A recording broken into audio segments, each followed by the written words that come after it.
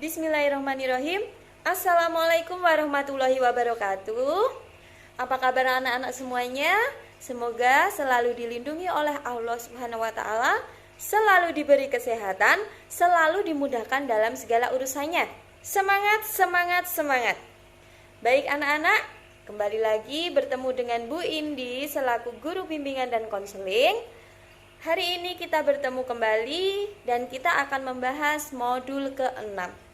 Nah, sebelum kita membahas modul ke-6, marilah kita membaca doa sebelum kita belajar. Semoga selalu dimudahkan oleh Allah Subhanahu wa taala agar anak-anak selalu semangat dalam belajar, entah itu pembelajaran bimbingan dan konseling atau mata pelajaran yang lainnya.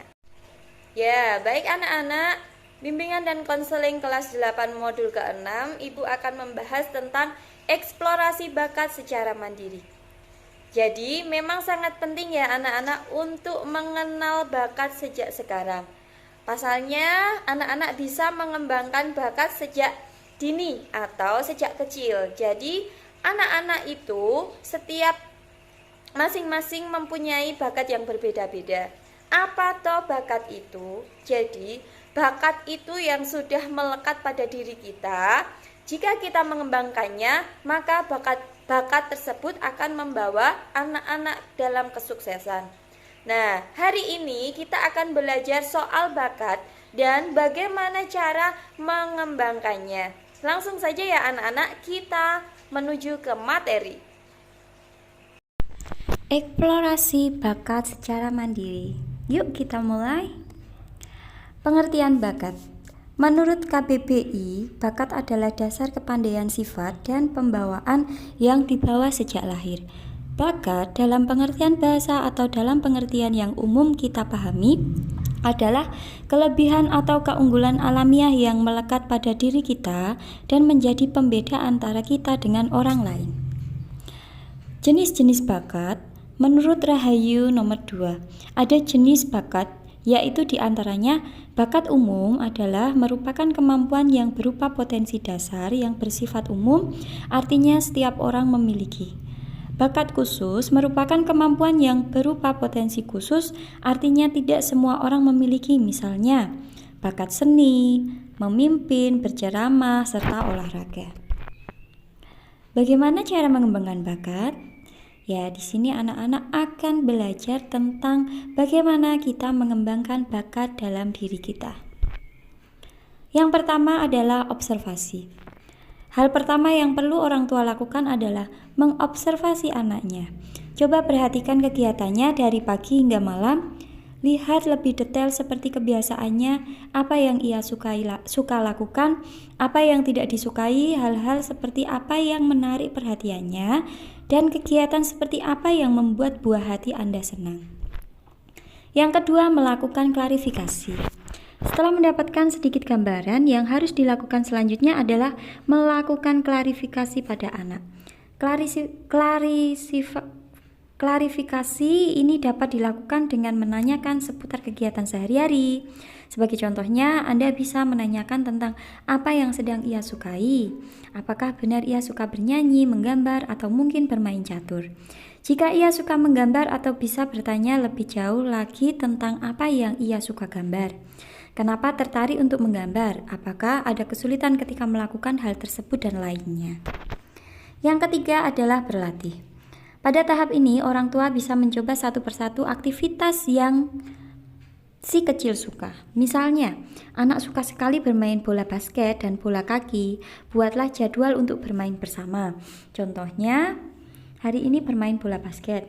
Kalau esok harinya bermain bola kaki. Lihat perkembangannya selama kurang lebih dari 2 minggu dan sedikit demi sedikit Anda akan tahu kegiatan mana yang paling ia sukai. Jika sudah mendapatkan hasilnya, buatlah jadwal baru untuk mendukung hal tersebut. Yang keempat, bentuk lingkungan yang mendukung. Untuk mengembangkan bakat anak, orang tua perlu membentuk sebuah lingkungan yang dapat mendukung segala sesuatunya. Misalnya, bakat anak adalah bermain musik. Buatlah sang buah hati mudah untuk melakukan kegiatan tersebut. Anda dapat memberikan ruang khusus untuk bermain musik dan menyediakan berbagai macam alat musik sehingga anak bisa mencobanya. Selain itu, Anda juga dapat mengenalkan beberapa musisi hebat yang mungkin akan menjadi inspirasi bagi si kecil. Yang kelima, memberikan fasilitas. Selain membentuk lingkungan di rumah yang lebih kondusif, orang tua juga perlu memberikan fasilitas lainnya di luar rumah. Misalnya, memiliki ekstrakurikuler di sekolah yang sesuai dengan bakat anak. Lalu, Anda juga bisa melakukan si kecil ke dalam sebuah komunitas sehingga anak dapat berinteraksi dengan orang-orang yang sama bakatnya. Yang keenam, mengapresiasikan anak. Setelah berbagai macam kegiatan yang dilakukan oleh anak agar bakatnya dapat berkembang, Anda sebaiknya orang tua perlu mengapresiasi apapun hasilnya. Apalagi dengan tipe kepribadian anak yang berbeda-beda, orang tua tidak bisa memprediksi akan seperti apa hasil akhirnya.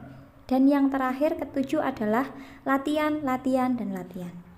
Terakhir, hal yang dapat orang tua lakukan untuk mengembangkan bakat anak adalah terus memberikan dukungan agar ia semangat dalam berlatih. Tekankan juga kepada anak bahwa untuk mendapatkan sesuatu atau ahli dalam satu bidang, ia perlu berusaha keras agar yang ia inginkan terwujud.